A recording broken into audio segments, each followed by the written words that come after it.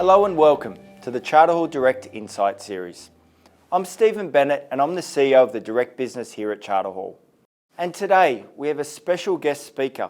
We have David Harrison, who's the Managing Director and Group CEO here at Charter Hall. And David will be providing his views on how he sees the current economic conditions and what impact have they had on the Australian commercial property market. Thank you very much for joining us, David. Pleasure. So the first question, at the macro level, in the last 12 months we've seen a lot of disruption. We've had interest rates and inflation shoot up. We've had a war in Europe, which continues to this day, unfortunately. What do you think the implications are for the Australian commercial property market? Well, I think you've got to look at all of those external factors, and the highest impact factor is obviously rising interest rates, where central banks have been moving interest rates up in response to higher levels of inflation. I think the war in Europe has less of a direct impact on Australia, notwithstanding the fact that it creates global unrest and uncertainty. But I think overall we're seeing signs globally that the interest rate cycle will soon peak. Certainly the bond yields, 3, 5, 10-year bond yields are suggesting the market feels that we're approaching that sort of peak cash rate. Don't think we're quite there in Australia, but there's no doubt that the rate of increase is going to slow down. So I think that will, during the course of this calendar year, create some more stability, less concern around how long interest rates are going to be rising. And then I think there's also an expectation that there'll be a slowdown in the economy. Unemployment may not stay at sort of record lows of 3.5%.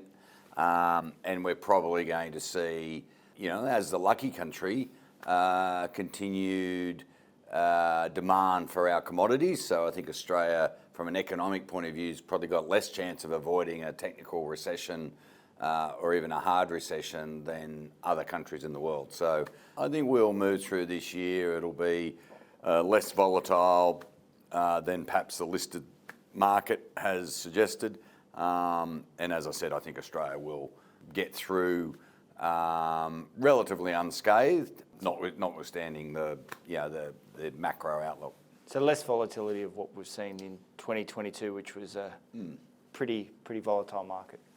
It was, but as we've seen from the performance of our property portfolios, the great thing about commercial property with good leases and built-in rental growth, you can absorb some movements in cap rates with income growth, and the asset values are fairly resilient. So I think that will continue for the really good quality assets, office, industrial and retail. And I think we're no doubt we're going to see a bifurcation of the better quality assets and the more modern assets performing better than older stock. That's good, and I'm actually going to touch on that a little bit later in today's webinar, where I'll run through the trends which we observed through the December independent valuation process. So David, I guess you can look forward. It sounds like it's going to be less volatile. So do you think there's going to be some opportunities, particularly to maybe pick up some assets with less competition at maybe better pricing than what we could have in the last 12 months? Oh, look, I think when I look through 3.5 decades in this industry, there's always opportunities. There's always a lot of talk about, will there be distressed selling? And, through the early 90s recession and post-GFC, you don't actually see that much in the way of distressed opportunities. So we've got our eye out for things. You're right, there's less competition.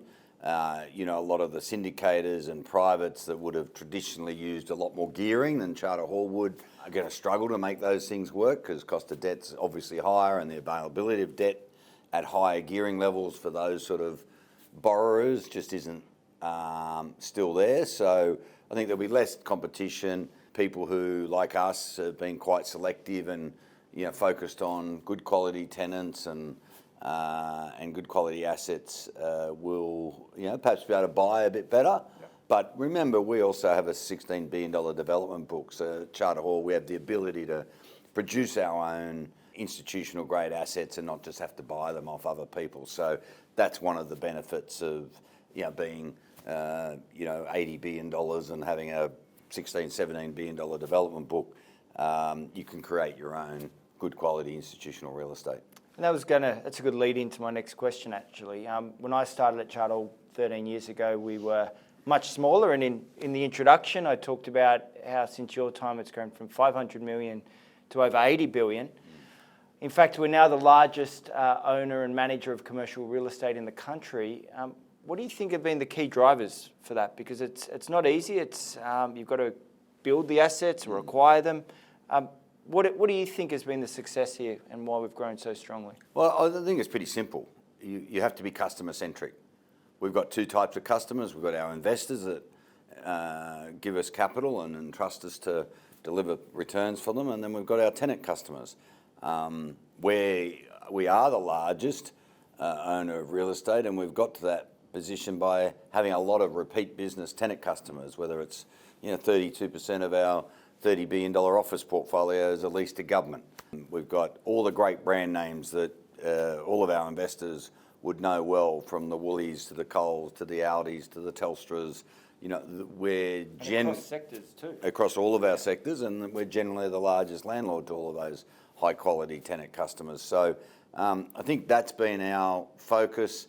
I think the other reason why we've been able to grow, we have provided our investors, from sort of mum and dads through to high net worths, and obviously a lot of our advisors and their clients have had access to the same high quality product that our big super funds or pension funds have, and so we run a large unlisted business, and we also manage 3 listed REITs. So I think the reason we've grown and been successful is A, we've been able to be customer centric, B, we've performed for our investors, and C, we've been able to offer product, whether it's an industrial fund or an office fund or a diversified fund with a high focus on consumer staples and CPI linked rent reviews, to a whole variety of different investors. And I think that's really been why we've been able to grow. And just like I said, repeat business customers on the tenant side. A lot of our large investors are invested with us across multiple strategies and multiple funds. Absolutely, and the develop to core or develop to own pipeline is a big advantage. But where we're acquiring assets, how does Charter Hall do it? And I often get asked, do we have the same strategy as other property managers in this space, or what sets Charter Hall's ability apart in accessing some of the highest quality real estate? Oh, look, I think it's well documented over the history of Charter Hall. The majority of the assets we do acquire, we acquire off market, not in competition with people in auctions and tenders. Quite often it's sale and leaseback with big tenant customers, whether it's a Woolworths or a Telstra or an Audi or a Coles. So it allows us to secure assets efficiently. We're also got the largest transaction team across multiple sectors in the country, from office to industrial to social infrastructure to retail. And I think that just gives us a visibility into great assets. We've also been able to offer many of our customers access to great portfolios, whether it's the Telstra Exchange portfolio, whether it's the BP or Ampol portfolios. We're a huge proponent of sale and leaseback. So we talk to our corporate customers, and we continue to do a lot of off-market sale and leaseback transactions with some of the great global brands that our investors would associate with. So I think they're part of why we've been successful in sourcing good quality assets and quite often avoiding the competition of auctions or tenders. Okay, and that is important, that off-market process. And as I've said to this audience many times before, it's not just acquiring the best real estate. We do have people located on the ground where we own the assets. So that local presence, as you said, David, the tenant customers, we understand what they want, and that allows us to do better leasing deals than many of our peers. And that is important. We're one of the few, if not the only, national businesses that have full service offices in every capital city of Australia, from property management, leasing, development, asset management, funds management. A lot of people do a centralised approach. We've been great believer in having great local talent in interstate offices, whether it's Melbourne or Brisbane or Adelaide or Perth, and I think those are really important elements. And also having shopping centres dispersed right throughout the country gives you if you like, a lens into many different markets. So I think they are important ingredients. Okay, and look, changing tax lightly, I'll give you 2 questions. You can answer one or both, depending on how you feel. What's the most common question you get from the many wholesale and largest investors in the world? And are there any final thoughts that you want to leave our audience with today?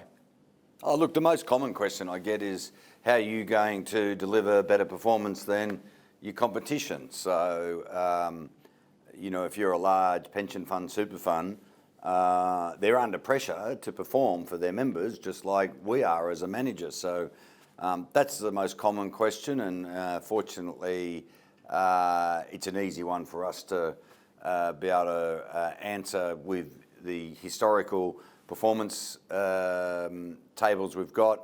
And I guess the other, sort of common question I often get is, what's the next big thing? What's everyone else not doing that we should think about that might sort of give us a competitive edge, or give us a higher performance, or give us a first mover advantage in various things. And we've obviously been able to do that in social infrastructure.